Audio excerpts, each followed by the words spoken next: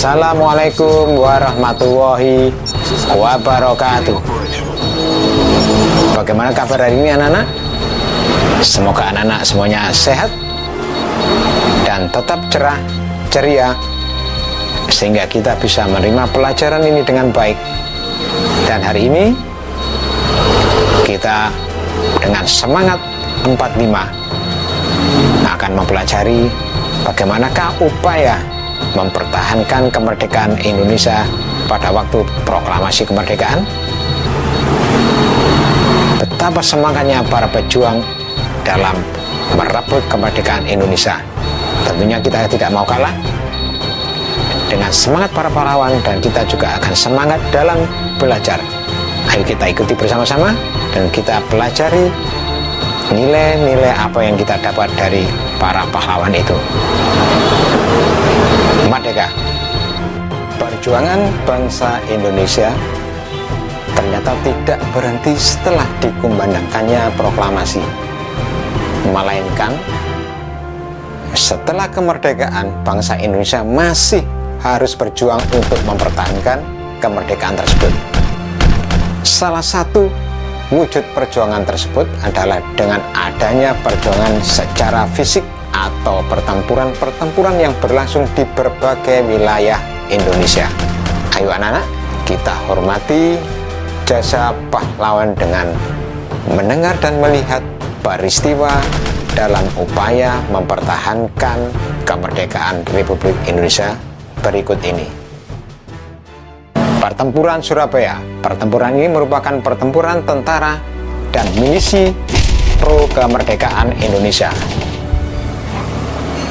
dan tentara Britania Raya dan India Britania. Puncaknya terjadi pada tanggal 10 November 1945.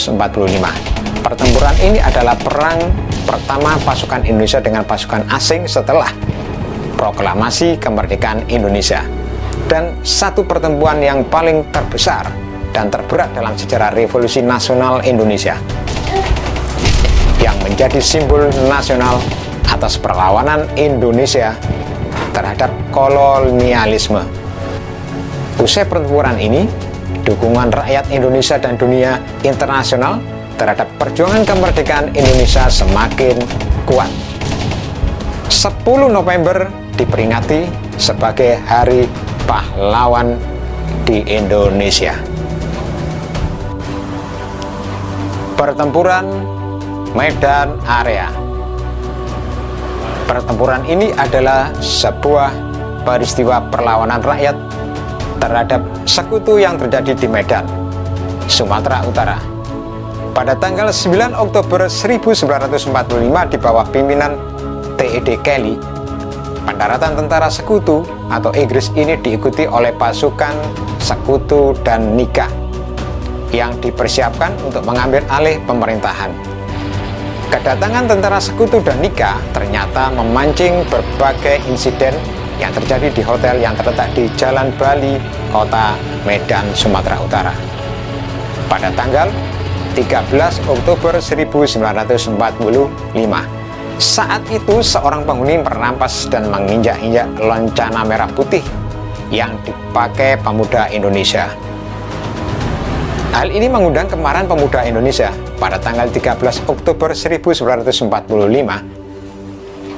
Barisan Pemuda Indonesia dan TKR bertempur melawan sekutu dan Nika dalam upaya merebut dan mengambil alih gedung-gedung pemerintahan dari tangan Jepang.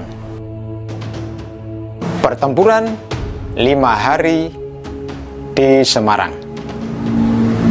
Pertempuran ini adalah serangkaian pertempuran antara rakyat Indonesia melawan tentara Jepang di Semarang pada masa transisi kekuasaan Belanda yang terjadi pada tanggal 15 sampai 15 Oktober 1945.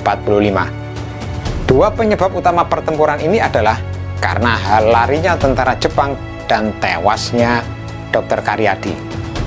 Pertempuran itu berhenti ketika Gubernur Jawa Tengah yaitu Wongsonegoro dan pimpinan TKR berunding dengan komandan tentara Jepang. Nah, untuk memperingati pertempuran 5 hari di Semarang, maka dibangunlah monumen yang namanya Tugu Muda sebagai monumen peringatan.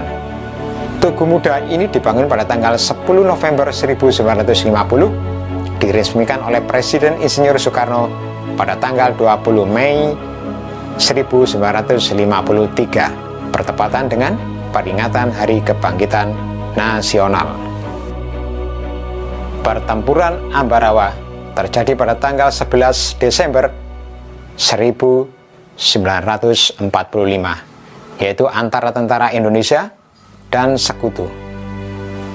Kolonel Sudirman mengadakan rapat dengan para komandan sektor TKR dan Laskar. Pada tanggal 12 Desember 1945 jam setengah 5 pagi, serangan mulai dilancarkan. Pertempuran berkobar di Ambarawa. Jalan Raya Semarang-Ambarawa dikuasai oleh Kesatuan TKR.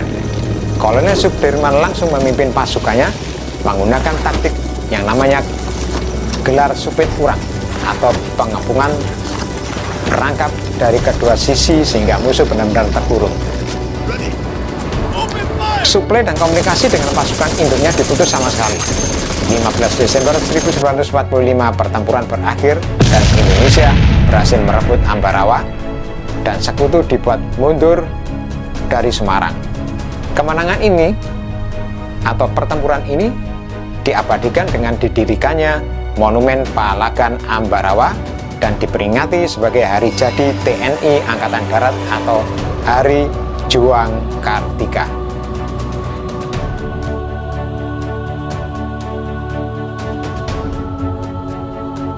Peristiwa Bandung Lautan Api adalah peristiwa kebakaran besar yang terjadi di Bandung, Provinsi Jawa Barat.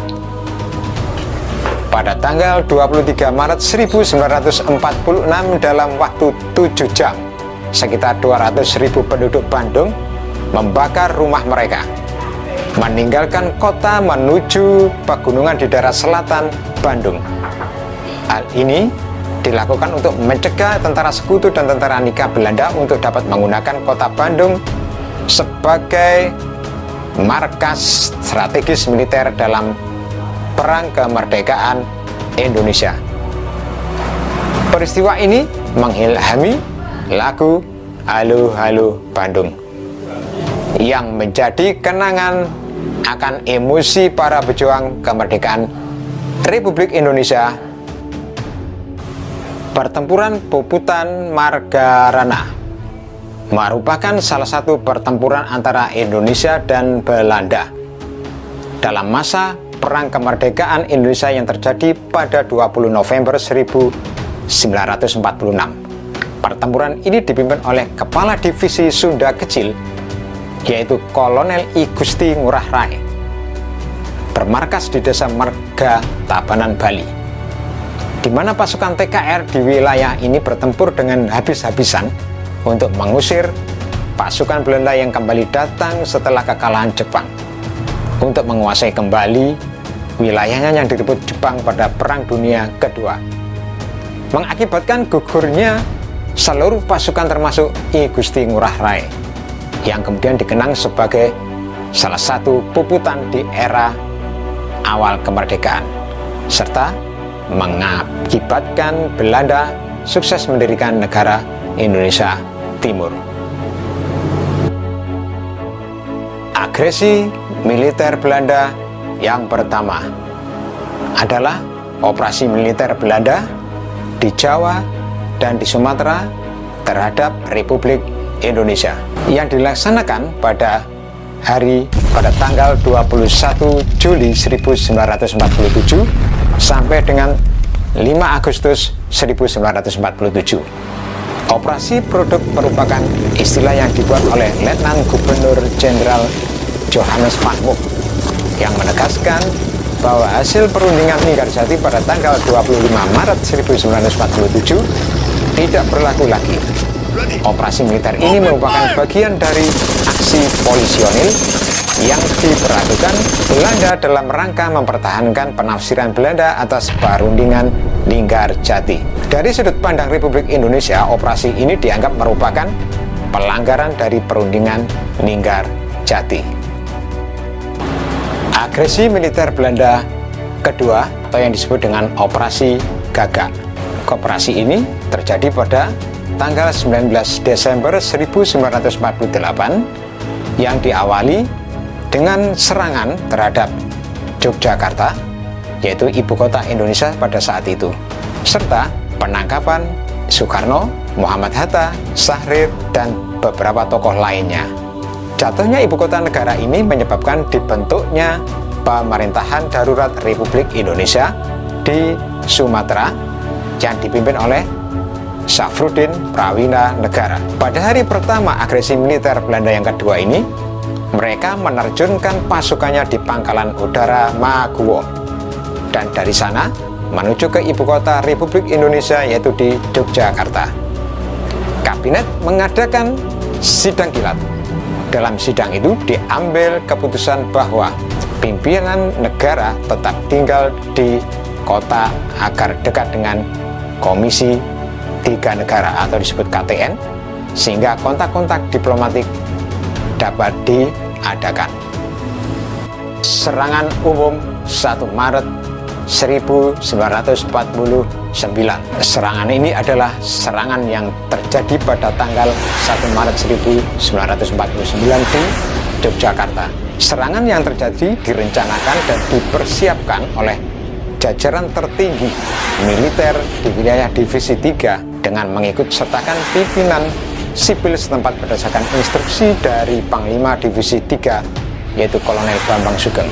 Serangannya dilakukan bertujuan untuk membuktikan bahwa TNI kepada dunia bahwa internasional bahwa TNI atau Tentara Nasional Indonesia masih ada dan cukup kuat. Dengan demikian dapat memperkuat posisi Indonesia dalam perundingan yang sedang berlangsung di Dewan Keamanan PBB, dengan tujuan utama untuk mematahkan moral pasukan Belanda serta membuktikan pada dunia internasional bahwa Tentara Nasional Indonesia atau TNI masih mempunyai kekuatan yang mengadakan perlawanan.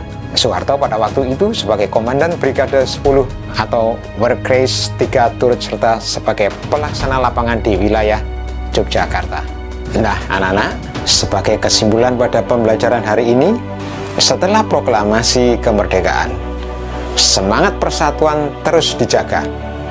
Bangsa Indonesia bersatu untuk mempertahankan kemerdekaan dari ancaman bangsa asing. Mereka bekerja sama mengusir bangsa asing yang kembali ingin menguasai Indonesia. Kerjasama ini diwujudkan dengan pertempuran yang melibatkan bangsa Indonesia di berbagai wilayah seperti tayangan-tayangan yang sudah kita lihat tadi. Tujuan ini dapat tercapai karena kerjasama yang berlandaskan semangat persatuan, melakukan sesuatu kegiatan dengan cara bekerja sama, memudahkan kita dalam meraih sebuah tujuan.